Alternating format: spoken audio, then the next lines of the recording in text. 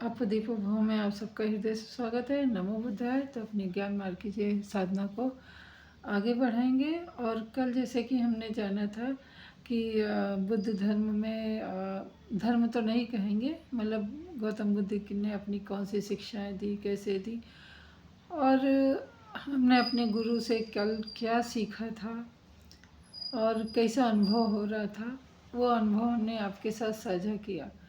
आज भी हम वही अनुभव साझा कर रहे हैं क्योंकि और कल हमने जैसे कहा था कि आप विपश्यना केंद्र में जाइए, वहाँ पे थोड़ा और आपको विस्तार से जानने को मिलेगा कि ये शिक्षा क्या है और कितनी महान है।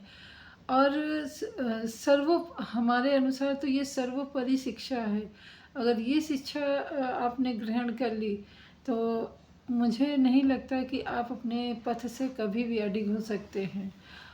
और ये जो केंद्र हैं हमारे विपश्यना केंद्र हैं, गुरुजी ने जो भी बनवाए हैं, और यहाँ पे सारी सुविधाएं हैं। आपको कुछ भी नहीं खर्चा करना है, सिर्फ 2-4 कपड़े लेके जाना है और वहाँ पे ध्यान करना है, साधना करना है। 10 दिन का भी शिविर होता है और 1 दिन का भी रहता है, आपकी इच्छा अनुसार है। 21 दिन का भी रहता है, मतलब वो तो आपकी इच्छा अनुसार है, आप कितने कितने दिन रहो। वहाँ पे कुछ दिनों के शिविर निर्धारित हैं। ज़्यादा जानकारी के लिए विपश्यना केंद्र की वेबसाइट पे आप जा सकते हैं। आप देख सकते हैं वहाँ पे कि क्या क्या सुविधाएं हैं। और 10वें दिन या फिर 21वें दिन या भी जितना भी बहुत 3-3 महीने का भी कोर्स चलता है, वहाँ पे पाली भाषा भी सिखाई जाती है, जिससे कि उस भाषा को जान करके, और जो पाली भाषा में सम्राट अशोक ने और गौतम बुद्ध ने अपने उपदेश दिए थे, और सम्राट अशोक ने भी पाली भाषा का ही प्रयोग किया था शिलालेखों में। तो आप उन लेखों को, उन पुस्तकों को, उनके भावों को बहुत अच्छे से समझने में आपको सहायता होगी अगर आपने पाली भाषा सीखी। निकलते समय आपकी इच्छा अनुसार है, आप दान दीजिए, आप दान नहीं दीजिए, क्योंकि वो सारा कुछ दान पे ही निर्धारित है। और स्वेच्छा से दिया ही गया दान, वो कभी मांगते नहीं कि आप इतना दान दो, आप उतना। मैं 2 बार गई हूँ, मैं आपके सामने मतलब स्वीकार करती हूँ कि मैंने एक तो गुस्सा लगी रहती है कि क्या हर जगह हम दान ही दें। तो उस समय तो हमें क्रोध आया था। पहले समय में भी जब शिविर में गई थी 10 दिन के लिए, 10 दिन तक सारी सुविधाएं, 5 स्टार होटल वाली सारी सुविधाएं मिली, परंतु हमने 1 रुपया भी दान नहीं दिया। हमें कोई आत्मग्लानि नहीं हुई। जब हम दूसरी बार गए बोरीवली वाले में, वहाँ भी एकदम 5 स्टार होटल जैसा सारी सुविधाएं मिली, और हमने वहाँ भी दान नहीं दिया। क्योंकि मेरे तर्क, मैं बोली ना कि मैं करीब हो रहा है, धीरे धीरे हमें 12-13 साल से ऊपर हो रहा है विपश्यना करते हुए, और मुझे अनुभव ही नहीं हुआ और ना ही कभी फील हुआ, और ना ही मैंने सोचा कि हाँ, मेरे मन में ना एक जिज्ञासा हमेशा चलती रहती है, तो मैं दान देने के खिलाफ में थी, तो मैंने दान नहीं दिया। और 10 दिन ऐश करके आराम से ध्यान का साधना करके 10 दिन बाद निकल आई, और मैं बड़ी खुश थी। देखा, मैंने दान नहीं दिया। परंतु आज के दिन वो विपश्यना 2014 में नहीं, 2013 में हमने किया था।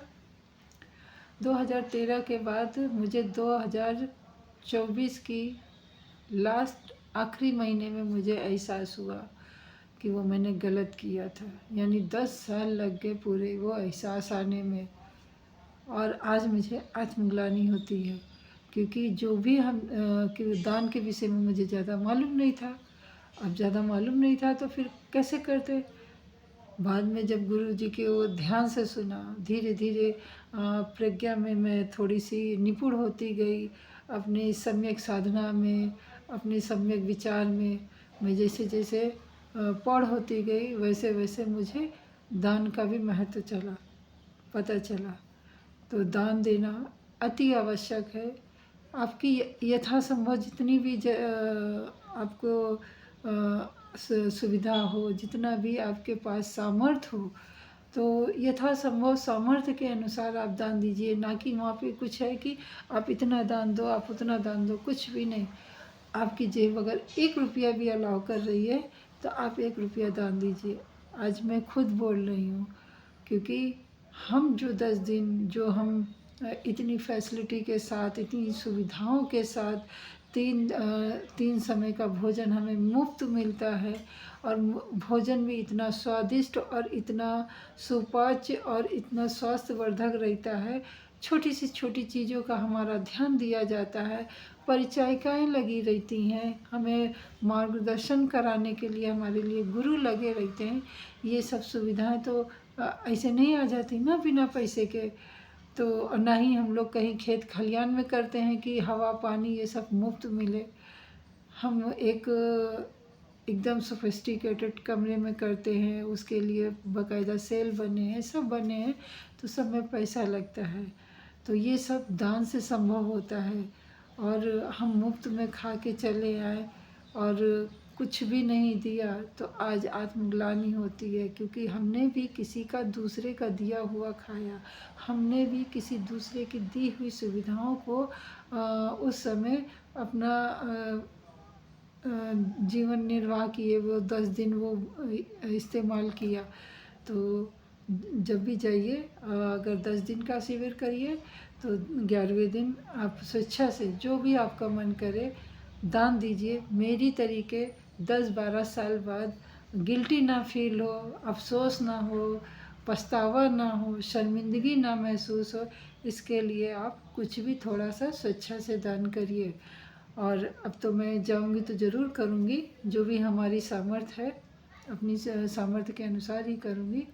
तो जो SN गोयनका जी हैं, उन्होंने बहुत अच्छे तरीके से समझाया है, और क्यों नहीं करना चाहिए विपश्यना, वो भी बहुत अच्छे से समझाया है। तो कृपया करके एक बार आप लोग विपश्यना केंद्र में जाके आइए, ये मेरा अनुरोध है। अनुरोध इसलिए है कि शायद मैं कहीं ना कहीं गलत हूँ, मैं कहीं ना कहीं आपको गलत बता रही हूँ, तो एक बार आप वेरीफाई करने के लिए ज़रूर विपश्यना केंद्र जाइए। तो जो भी आपकी मतलब मेरे बताने में त्रुटियां होंगी या जो भी, वो आपको सही से मार्गदर्शन करेंगे। तो मिलते हैं अगली वीडियो में, तब तक के लिए नमो बुद्धाय। सबका मंगल हो, आपका भी मंगल हो, हमारा भी, और सृष्टि के समस्त जीवों का मंगल हो। सर्वे मंगलम। नमो बुद्धाय।